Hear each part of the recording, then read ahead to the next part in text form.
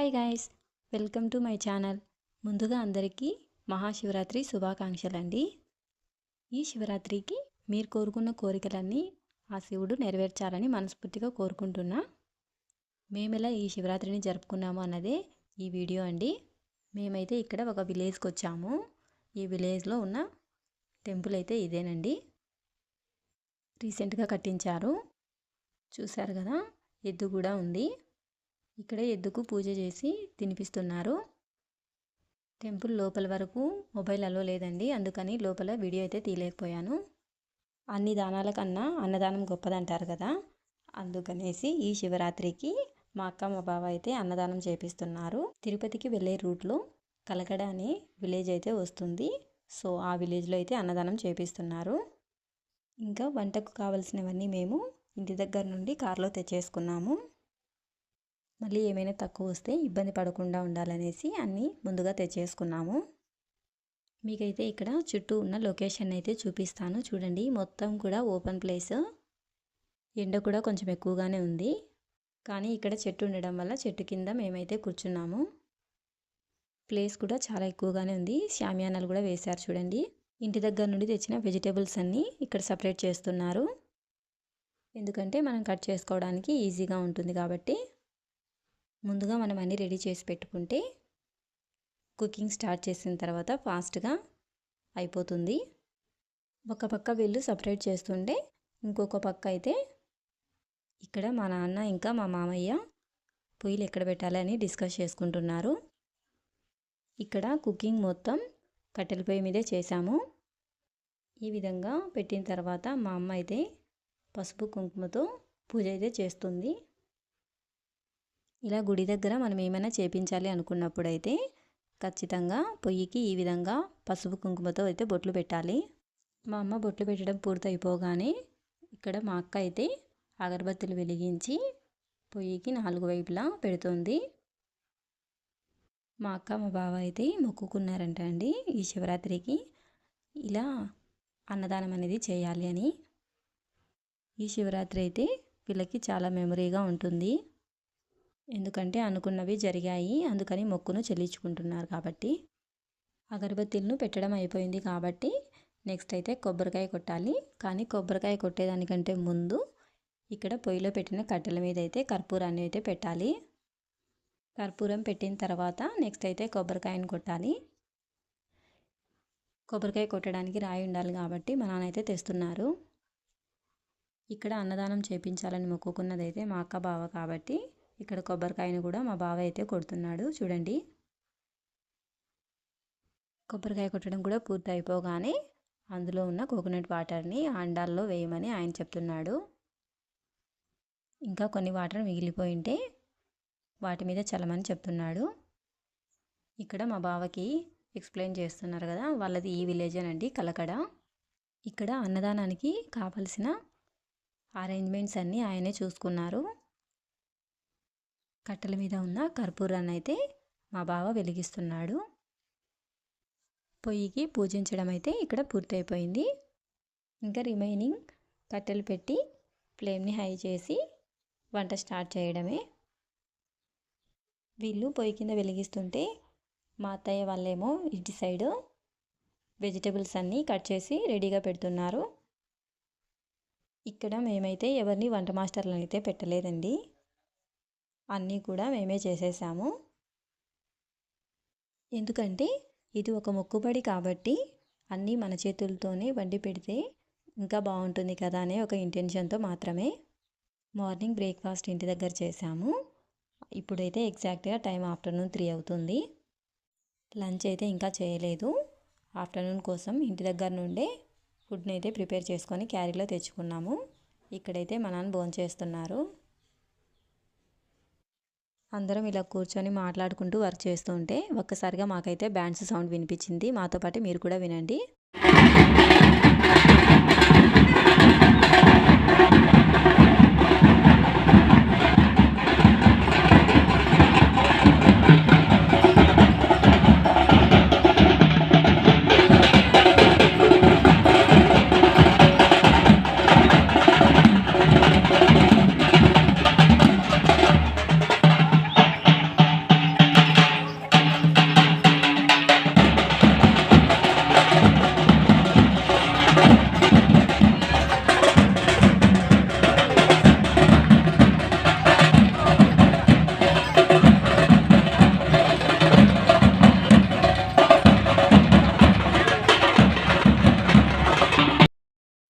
స్టార్టింగ్లో గుడి దగ్గర ఉన్న ఎద్దుని అయితే చూపించాను కదా, ఆ ఎద్దుని ఇప్పుడు ఇలా పువ్వులతో అలంకరించి తిప్పుతున్నారు. ఇక్కడేనండి మేము వంట కూడా చేస్తూ ఉండేది.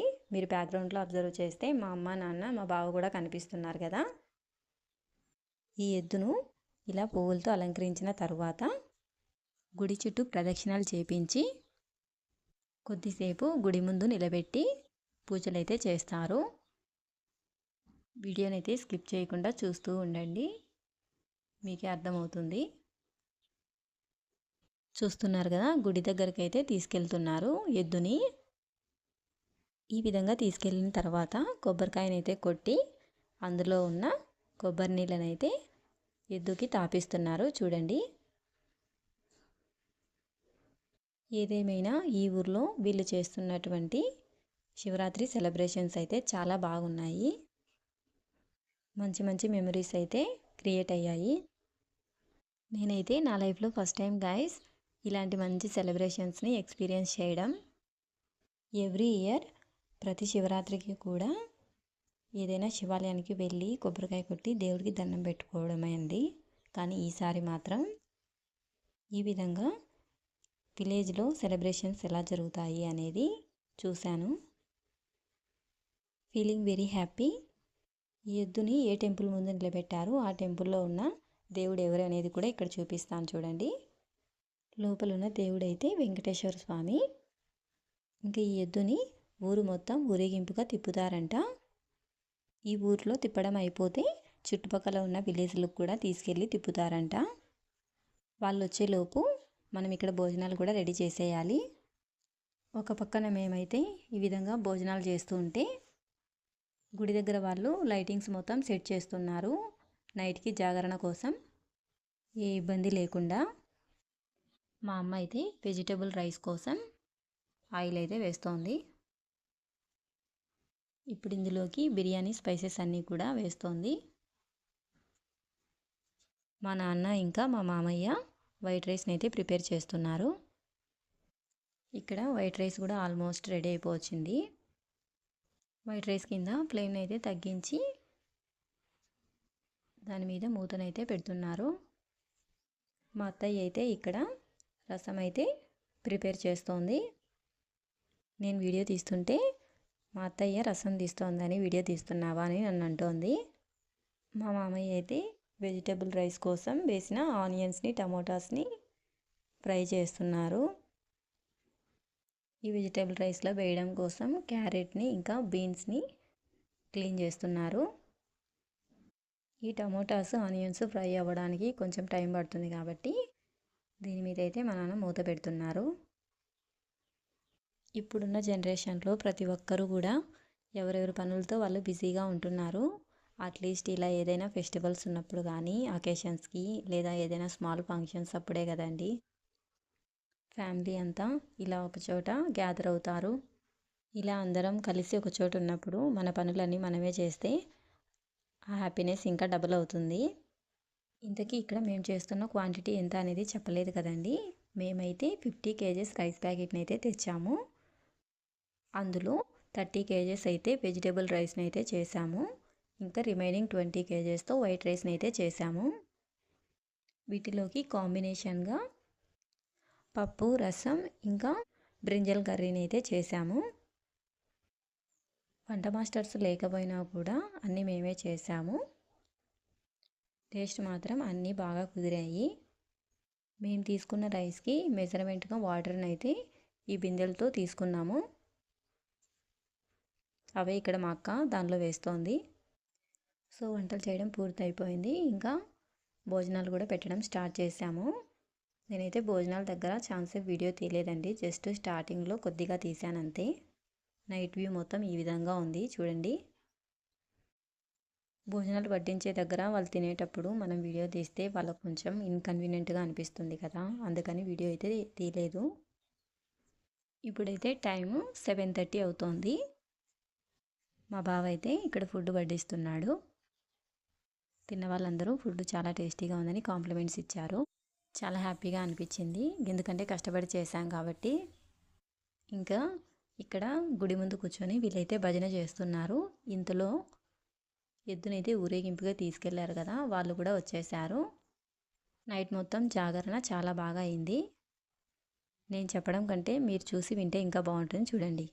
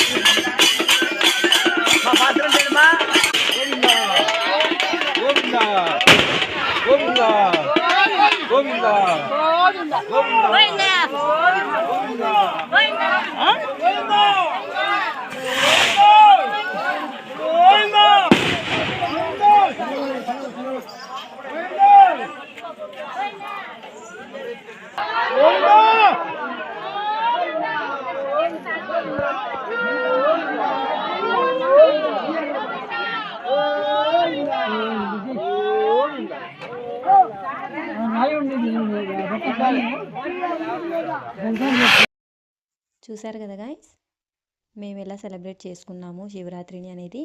నైట్ జాగరణ మొత్తం ఇలాగే జరిగింది.